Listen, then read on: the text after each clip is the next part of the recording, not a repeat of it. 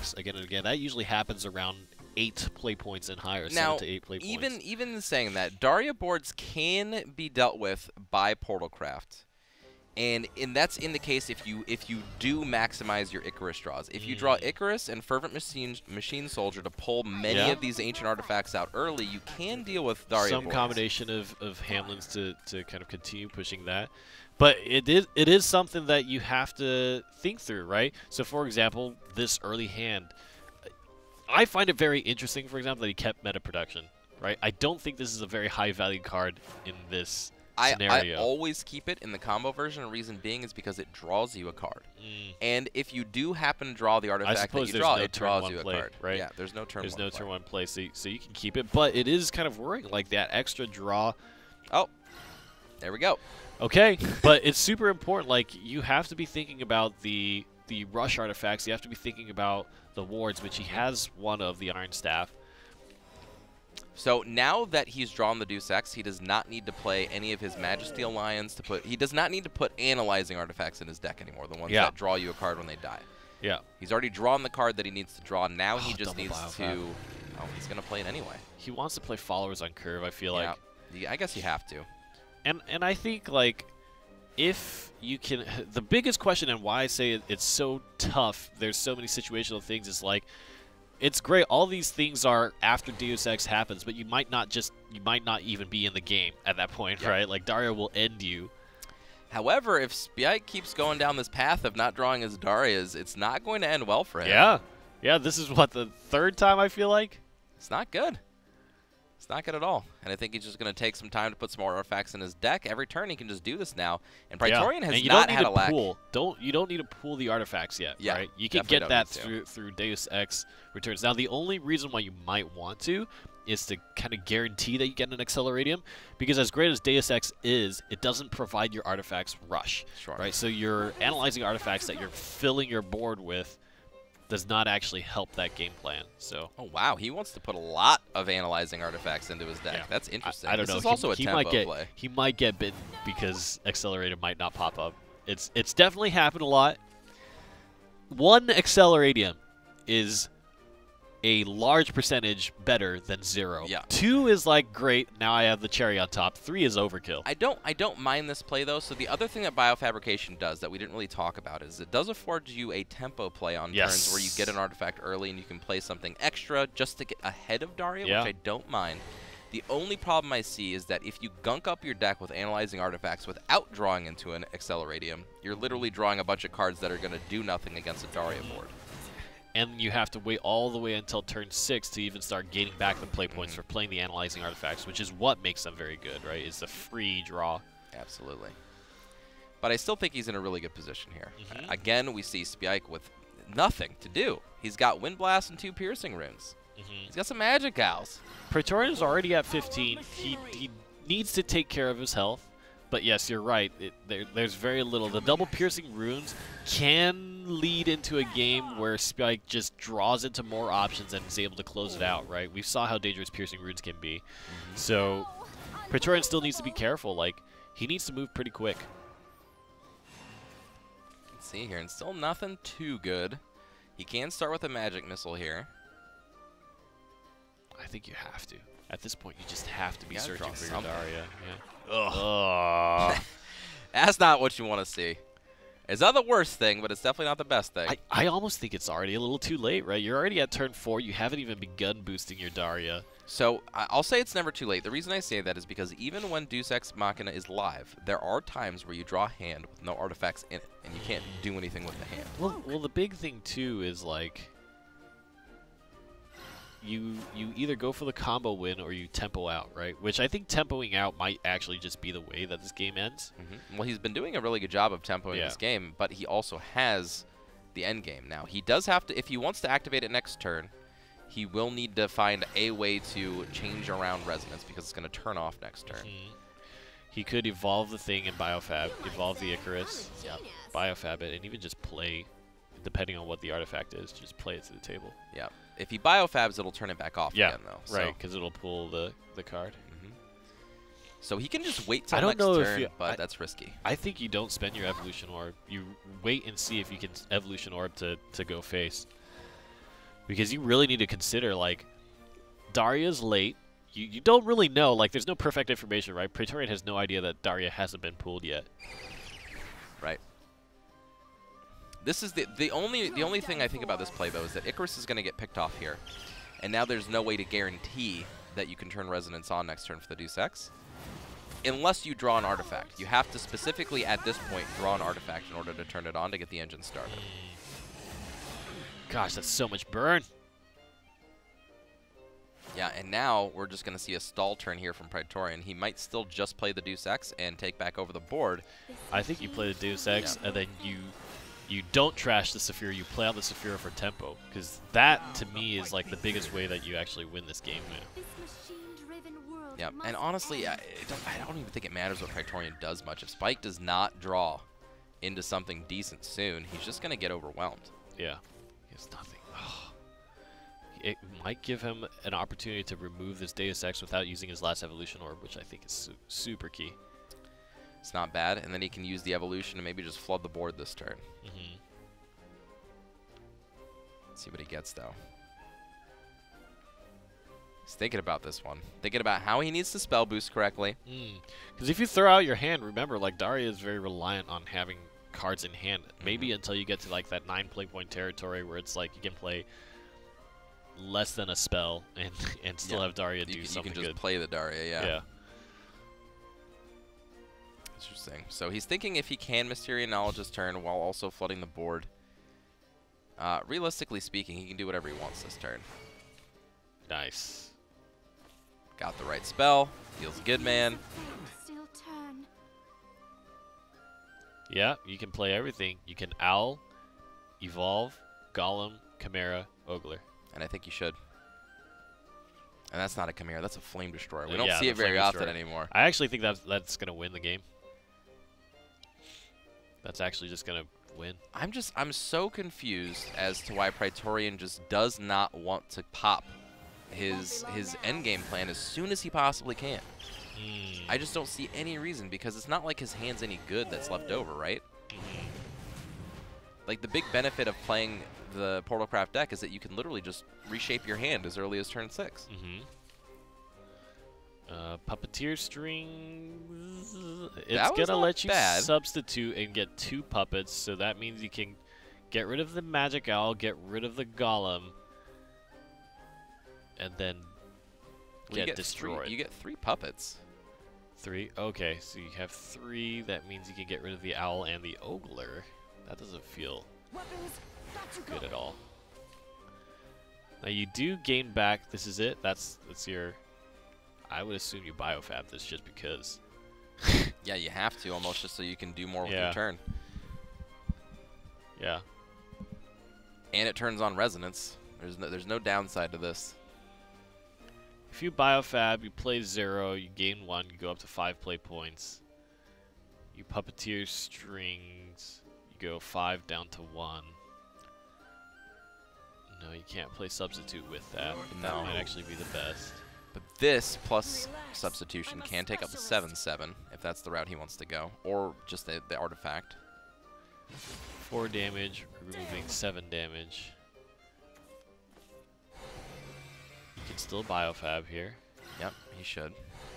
And you can still play your Radiant. That's going to leave you with 2 play points, but that's kind of wasted. It's okay, though. I mean, he survived. Get rid of the Owl, yeah. That was the most important part of this turn, was not dying. And he shuffles his hand, which is super important. Yes. And now we get to see the end game. Hamlin. Oh, the Spinaria. You get 2 damage pings. This is still tough. You have Ward from the Iron Staff. Key, Spinaria, and Iron Staff. That Ward from Golem Assault was pretty good. That'll help protect threats. Oh, doesn't even want to play it. Wants to get full value out of it. I can respect that. So how do you survive? You can play the Spinaria, Analyzing, Iron Staff. Oh, Acceleratium first, for sure. There we go. Acceleratium. That was a perfect draw. Then you play Spinaria. He's Hamlining the artifact, which is good. Yep, I like that. Spinaria doesn't do much have this Rush? turn. No, you will have Rush. Spinaria is important because you could actually pull another artifact. You can regain play points here. I definitely would have played the Spinaria, actually, because then you throw in your Spinaria's artifact, you gain another one, and but you don't know what that artifact is. It doesn't matter. That's scary. It's if it's analyzing, it draws you another thing, and it recovers play points because you're profiting play points now. Raining right? is scary. It's scary. You gotta do look at this. Look at this. Yeah, he can still play the Spinaria. But if you had played it first, then all your artifacts are getting the effect. And so you have even less defense that you have to chew through. I don't know. I'm gonna go with Praetorian on this one. I like his plays. I think you Spinaria first every single time there. I like it. Like, look at these turns. These turns are ridiculous. Realistically, either way got into the same spot. Yeah. But the Spinaria guarantees the artifact pool, which is much better than analyzing artifact pooling whatever. That's fair. Right? That's fair. But you know what? Even with all this advantage, I think Golem Assault was pretty good to have here. Yeah, he's going to be able to Golem Assault. Remember that at this point, like, this is going worse and worse, right? Yeah, it's on the downturn because the Saphira in the back is just getting real buff. Spyike. All right, guy. You got to draw your Darius. You got to draw your Darius, man. It feels really, really, really bad. I mean, you're sitting over here against Praetorian, who's drawn his Deus Exes every single game. You got to draw your Daria, man. That's only fair. Yeah. Yes. So, Otherworld Rift will give you an artifact. Yeah, you can just Rift Dimension Cut and smash. You don't even need to do anything crazy. Or you can just keep throwing your artifacts in and buff up the... Yeah. Well, this is going to Resonance on, that's going to Resonance off, then Otherworld Rift is going to turn it back on. So that's what I would do, because I want to get the Saphira. Yep. And just end the game next turn, absolutely. Yep. So we can... And then give him the Otherworld. Is there any other way? He's got a Biofab, but does he have an artifact? Does he have Biofab? I don't think he does. Is that a Dimension Cut? It is a Dimension Cut, you're right. Dimension Cut. Okay, is that Resonance on? I can't see. No, it's not. Interesting. I would have... Okay, I guess it doesn't matter. Yeah, it's pretty tough to come back from this spot. Yeah. I'm through. There it is. Yep. Portalcraft takes another one. Easy Portalcraft. Daria is not having a good time right now. It is not. Daria is not having a good time. Honestly, and like I said, I mean, before, like, the reason why Daria is better than it was before now is because it's kind of average-ish kind of scenario, right, where you kind of get Daria that's somewhat on time is actually very strong now. Yep. So you have more scenarios where it's good, but it still is a deck that is based on scenarios, right? Mm-hmm. There's still this other half of the deck that just fails you, right? I honestly think also that this build of Daria is not the most explosive. It's not doing the things that we've seen all of the good Daria decks be doing, and I think Spyike might have floated quite a bit today by getting that just banned out just because it is Daria and getting the wins with the Shadowcraft and Dragoncraft decks. Yeah, Spyike changes things up, says, okay, I'm going to go to Shadowcraft for now, and I think that's smart. Yep, just he needs to take a break from Daria. Yeah. You know what Spyike's feeling right now. He's like, if I play this Daria deck again right now, came back. and I don't draw my Darias, I'm going to lose my mind. The Ektar came back. He didn't want to leave. But and Attendant of the Night. Praetorian being on the draw with this tempo-oriented stuff, too. Like, Attendant of the Night, man, is so good in this matchup. So good. Oh, my goodness. This draw is ridiculous. This is going to get painful. Do you have a turn 2 play? You have Belenus, which is great against this. But it's scary because of Attendant of Night. Yeah. It gets scary. Yeah. And the Catacomb, too. You get so much value off Attendant into Catacomb. Yeah. This is a really good curve. Yeah. And you can pop it at will. You can play this Attendant. You are not scared of swinging that Soul Squasher in. Nope. Yep. 50-50. Oh, no! Oh, God! No! That's a tempo play right there, folks. Praetorian did not even blink. Yeah, he's just like, we're getting it. Praetorian knows how to play in Vegas. Reason he did that instead of going face is so that Belenus didn't have the chance to favorably trade into the Goblin. Yeah. Yeah. Oh, no. Oh, and now he can back this up with Prince Catacomb. He's got the O-Dial on curve if he needs it. This is good for the next turn, but you're taking 5. Now, in all of this, Praetorian has the tempo, but he doesn't have the Andriolphus. He does have 1 Demon Eater, but he could run out of cards. Spyike does have more card advantage in his hand. Yeah. The good thing, too, about this Demon Eater is it actually is probably going to hit a skeleton that can hit face, which is something that we talked about. You know, that wasn't always a common scenario for Shadow in the last few weeks of tournament play. Oh, man, this tempo is so good. Dealing this much damage in the Shadowcraft Mirror this fast is so good. And you best hope that Lurching Corpse hits something. I guess with the Necro Assassin, you have a better chance. If this is open decklist and you know your opponent doesn't play any Ceres, all you need to do is get them to 10 if you're on the play. Yeah. And then you just win. Yeah, he's already at 13. Okay, got both the Lich and the Catacomb. Probably wanted to get the Goblin instead, though, but good enough. Yep. Dealt with the big threat, finally. Now, there isn't a great play for Praetorian here next turn. Now, he can Demon Eater into something decent after he swings. So I almost think it is a good time to try to push Spyike into playing into Odile, right? Like, what is the minimal you can board clear and just have this swing that destroys Spyike with an Odile? I mean, honestly, that was such another good draw. There's another one. Yeah, he can get another Lich off the Demon Eater. Thought the skeleton on the Demon Eater was good, but this is even better. Honestly speaking, you don't even need to pop that with the Demon Eater. He might just do it because it's big. Yeah. Gives him something to evolve over the 5/4. And there's the Under Alphas in the back, in case he needed it. Well, I feel like Praetorian's had about as good a draw as you can get. Oh, wow. He's going for it. I actually like this because Praetorian is healthy enough and there's not enough on board for Spyike to say, I can swing back phase, which means he needs to swing the Necro Assassin into something, which again is playing into that strategy of now I can play my Odile into something. All right, guys, a Tentative Knight. Put it back in your deck. You remember all those turns where you just had, this is my PSA, you remember all those turns where you just had Necro Assassins sitting in your hand and they were not a tempo-oriented play? You didn't want to destroy your Demon Eater. You didn't want to destroy your Goblin, your Belenus, when you were on the play and you were attacking. But now you have this handy-dandy Tentative Knight, and then you can do whatever you want with your Necro Assassin. There's the Catacomb. Dance, dear bones of white. Can't even evolve to kill the biggest follower in play. Feels bad, man. 1, 4, 6. And like you said, this 2, is a perfect Odile turn. There's one away from lethal. Yeah, this is an easy choice. This is so rough for Spyike. These matches, man. Yeah. Like, this draw from Praetorian, like... Praetorian is playing like a champion. I would evolve the Skelly. Yeah, just get in there. You don't need to. Yeah. I guess keep the evolve for the Ender Alphas just in case. Just in case. Just in case you need to draw some cards. It is literally impossible to get back all the way up to 10 defense for Spyike. So all Praetorian really needs to do for the rest of this game is play defense. He doesn't even need to be aggressive, as weird as that sounds with how aggressive he's been all game. However, I don't really think it's going to get that late. Yeah. Darkblade Fiend is going to really help against a lot of things.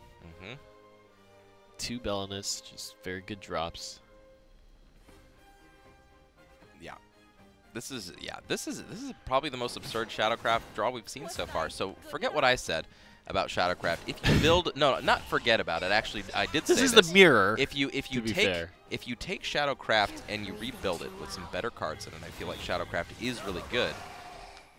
But I just think the normal way people have been playing it's bad, and I think Praetorian has really highlighted the fact that you can play Darkblade Fiend and probably Ceres and a Tentative Knight, and then the deck just gets a lot better again. All right. Wow. And I'll say it's because of his draw, but it's because of how he built his deck, right? We've seen Shadowcraft mirrors all weekend. Yeah. They all just peter out into the end game. This, not like that at all. Yeah, he includes a 1-drop, which a lot of people have been foregoing, right? He makes sure he has a curve. He has the option to curve. And his turn 2 isn't between Belenus and Ender Alphas, right? It has more options than that. Yeah, and I like that. You can Blade Fiend here. Oh, and it pulled the Ector too. So good. So good. Yeah, this is getting... you know, to be fair, we started out this broadcast with a scenario that was very, very similar, right? True. It was with a Swordcraft deck, but... It's a much different scenario. Yeah. The Swordcraft player had a lot more cards in hand than Spyike does now. had better options, had some Alberts, you know. And I think Praetorian can just win off the back of playing a Skeleton Prince and another, or 2 other threats now with 2 Goblins. Yeah. Okay. Yeah, that's going to be super tough. There's no opportunity for Spyike to swing face at all. Yeah, he's so far away. He needs to deal with this. God, look at just how many followers that is. Yeah. Like, yes, you could run into an Odile, but that's, I mean, who cares? Like, this just gives you the best option to just play a Nectar and win regardless of what threat is left over. And that'll spell it. Yep, that's it. Praetorian once again with Portalcraft winning the match, and Spyike taps out, takes 3rd place in the 5th European Shadowverse Open in the rotation format. Played very, very well, made it very far, but just could not push past Praetorian. And Praetorian is flexing today. Portalcraft. Portalcraft. Portalcraft. That's not something I expected at the beginning of the day today. No.